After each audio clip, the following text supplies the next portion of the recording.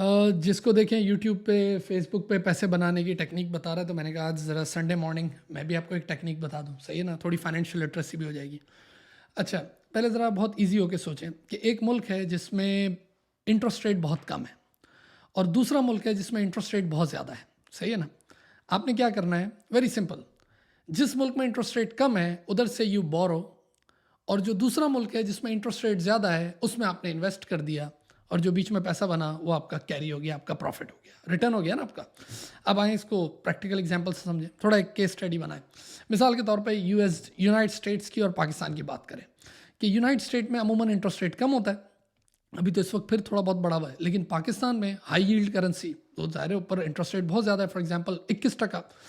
तो अगर आपने फॉर एग्जांपल 5 या 6% पे बोरो कर लिया यूएसडी, और यहाँ से जब आपने पैसा बोरो किया, वो पैसा आपको कितना पैसा देना है उस पर, रिटर्न आपको इंटरेस्ट कितना देना है, इंटरेस्ट आपको देना है 5 to 6%। लेकिन आपने वो पैसा पाकिस्तान जाके इन्वेस्ट किया और वहाँ पर इन्वेस्ट कितने में होगा, फॉर एग्जांपल 20-21% में।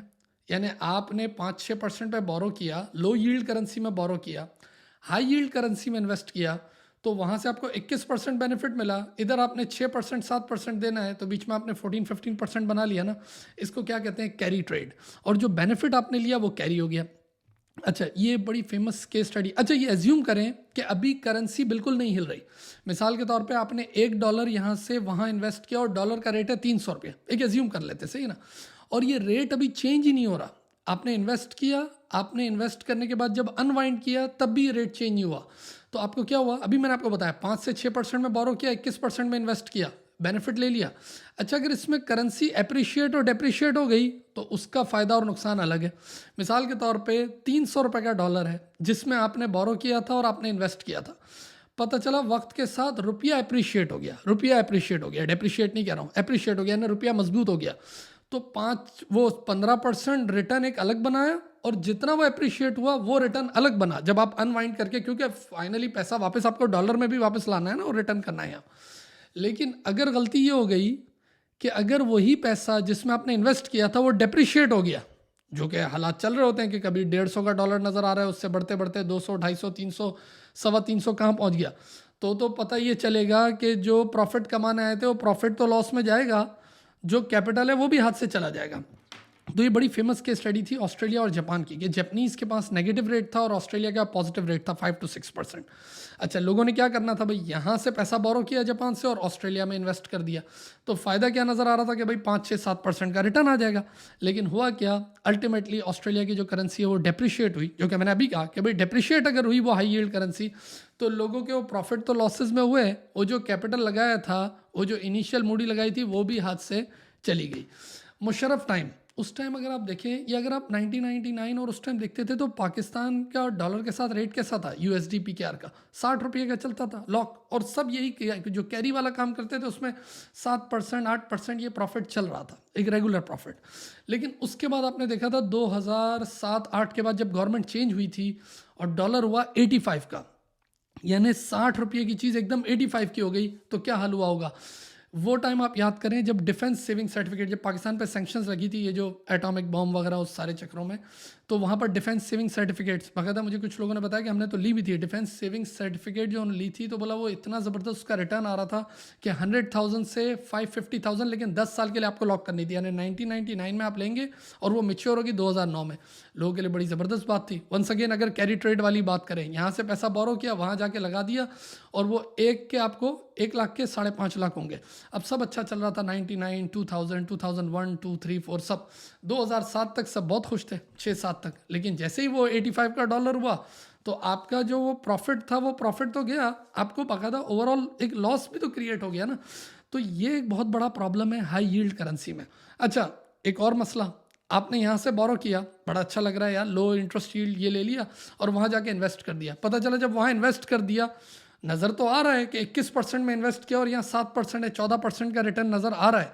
लेकिन पता चला जब वहाँ से पैसा, यानी you are bringing back that money to the original currency, वापस भी तो लाना है ना, वहाँ रिस्ट्रिक्शन लग गई, हाँ, रेमिटेंसेज लॉक्ड हो गई, ये सारे प्रॉब्लम तो होते। अगर वो सारी चीज़ें हो गई, फिर तो आप समझें कि वो जो रियल पैसा था वो भी डूब गया। तो ये हाई यील्ड करेंसी में ये वाला मामला रहता है। असल में ये पूरा जो कॉन्सेप्ट है ना, ये जो कैरी ट्रेड वाला, इसके अंदर प्रॉब्लम यही होता है कि इसमें अच्छी साइड इसकी क्या नज़र आती है कि you have so many good profit, small good profit, कि हाँ भाई छोटे छोटे छोटे छोटे प्रॉफिट होते रहेंगे, लेकिन फिर एकदम बड़ा झटका लगता है, फिर थोड़े थोड़े थोड़े प्रॉफिट होंगे, फिर झटका लगेगा।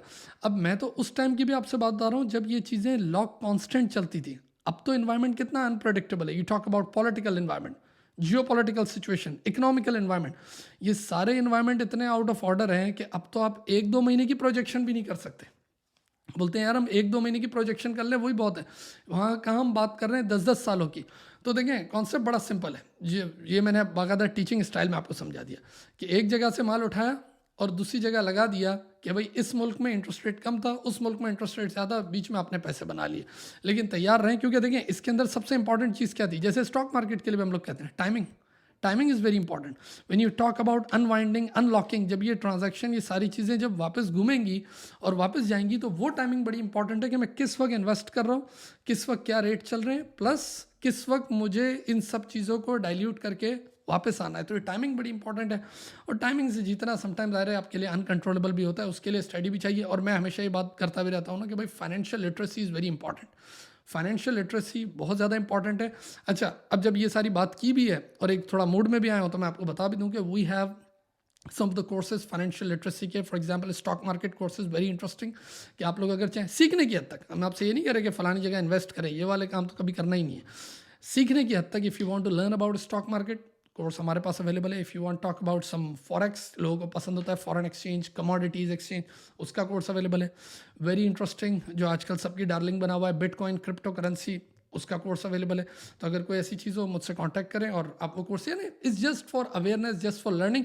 और जब आपके पास जानकारी अच्छी होती है then you can better invest. भाई जब आपके इन्फॉर्मेशन अच्छी होगी, whether you are buying a car और यू टॉकिंग अबाउट इमिग्रेशन और फाइनेंशियल और रिटर्न्स या किसी भी चीज़ की बात करें, जब तक उसकी इन्फॉर्मेशन नॉलेज आपके पास अच्छी होगी, आप अच्छा फैसला कर सकोगे। तो ये मकसद होता है सीखने का। Financial literacy is very important. चलिए अपना बहुत सारा ख्याल रखें and you have a great day now. Thank you.